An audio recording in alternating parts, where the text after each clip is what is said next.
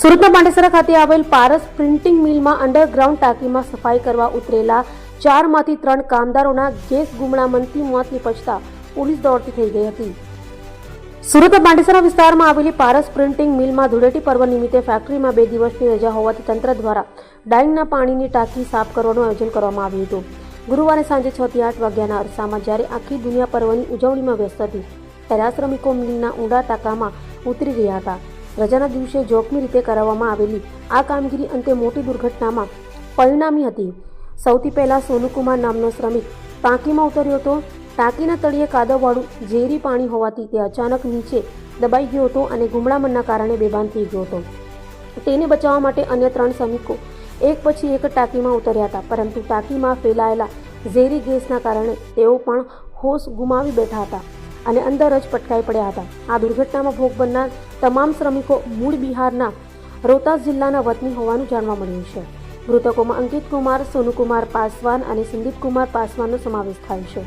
માત્ર 19 થી 22 વર્ષના નાની ઉંમરે કમાવવા આવેલા આ યુવાનોના મોતથી તેમના પરિવાર પર આપ તૂટી પડ્યો છે, જ્યારે અમરેન્દ્ર કુમાર હાલ હોસ્પિટલમાં જિંદગી અને મોત વચ્ચે જંગ લડી રહ્યો છે। ઘટના બાદ તરત જ 4 શ્રમિકોને બહાર કાઢી નજીકની ખાનગી હોસ્પિટલમાં ખસેડવામાં આવ્યા હતા। જો કે હોસ્પિટલ પહોંચતા પહેલા જ 3 શ્રમિકોએ દમ તોડી દીધો હતો। તબીબોના પ્રાથમિક અનુમાન મુજબ ટાંકીની અંદર ઓક્સિજનની કમી અને કેમિકલના કાદવમાંથી નીકળતા ઝેરી ગેસના કારણે શ્રમિકોના શ્વાસ રૂંધાઈ ગયા હતા, જે તેમના મોતનું મુખ્ય કારણ બન્યું છે। ઘટનાની જાણ થતાં જ પાંડેસરા પોલીસનો કાફલો ઘટના સ્થળે દોડી ગયો હતો। પોલીસ તપાસ કરી રહી છે કે ટાંકી સફાઈ દરમિયાન શ્રમિકોને જરૂરી સેફ્ટી કિટ, માસ્ક કે ઓક્સિજન સિલિન્ડર આપવામાં આવ્યા કે નહીં। રજાના દિવસે કોઈપણ સુરક્ષા વ્યવસ્થા વગર શ્રમિકોને ટાંકીમાં ઉતારવા બદલ મિલ માલિક સામે કડક કાર્યવાહીની માંગ ઉઠી છે। હાલ પોલીસે અકસ્માત મોતનો ગુનો નોંધી આગળની તપાસ તેજ કરી છે। मेरा नाम सुजीत है। वो जो लड़का सोनू नाम का लड़का जो डेट किए हैं वो हमारे रिलेशन वाले भाई लगेंगे। तो मेरे पास ये भैया फ़ोन किए थे, जोगन पासवान मेरे पास कॉल किए थे सुबह में 7 साढ़े 7 बजे। बोले कि ऐसा ऐसा घटना हुआ, आप जाओ। तो मैं बाबा हॉस्पिटल में गया था। मैं बाबा हॉस्पिटल में गया तो मैं यही देखा, गया जाकर अंदर मिला तो हमारा आदमी वहाँ सोनू भाई नहीं थे, बाकी 5 वहाँ पर लड़के थे जो उसमें काम करते थे। तो मेरे सामने ही एक लड़का वहाँ मारा गया।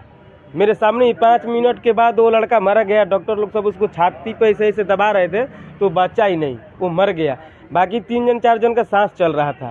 फिर वहाँ से मैं सोचा कि मेरा भेंट नहीं हुआ सोनू से, तो मैं आ गया अपने रूम पे वहाँ से। बाकी इसके सिवा मैं कुछ नहीं जानता। वहाँ पर ठेकेदार था, जो ठेकेदार द्वारा काम कर रहे थे वो लोग, वहाँ पर ठेकेदार था।